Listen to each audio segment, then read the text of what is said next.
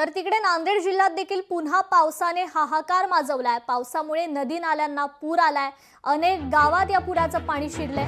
नदीकाठच्या नागरिकांना सुरक्षित स्थळी हलवलं गेलंय। तर जिल्ह्यातील 17 मंडळात अतिवृष्टीची नोंद झाली आहे। तेलंगणाच्या निंजा सागर श्रीराम सागर धरणाचे दरवाजे देखील उघडण्यात आलेले आहेत। नांदेड जिल्ह्यातील धर्माबाद, बिलोली, देगलूर या तालुक्यातील नदीकाठच्या गावातील लोकांना प्रशासनातर्फे सुरक्षित स्थळी हलवण्यात आलं असून नागरिकांनी सखोल पाण्यात किंवा कमी उंचीच्या पुलावरून जाण्याचं टाळावं असं देखील सांगण्यात आलंय।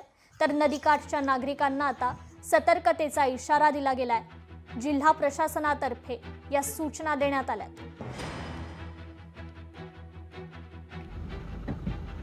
जे गावे आहेत या गावकऱ्यांना माझी सर्वांना विनंती आहे की जेव्हापासून दुपारपासून आम्हाला निजामसागरच्या गेटमधून पाणी सोडलेलं आहे असा निरोप ज्यावेळेस कळाला तेव्हापासून आपण आपल्या सर्व मशिनरी मार्फत आपल्याला आव्हान करत आहोत की आपण गावातले जे सुरक्षित स्थळ असतील किंवा गावातले जे सकल भाग असतील इथून आपल्याला निघायचं आणि सुरक्षित स्थळी जाऊन थांबायचं आहे किंवा दुसऱ्या गावामध्ये जिथं आपली सोय होईल तिथंच आपल्याला जाणं गरजेचं आहे।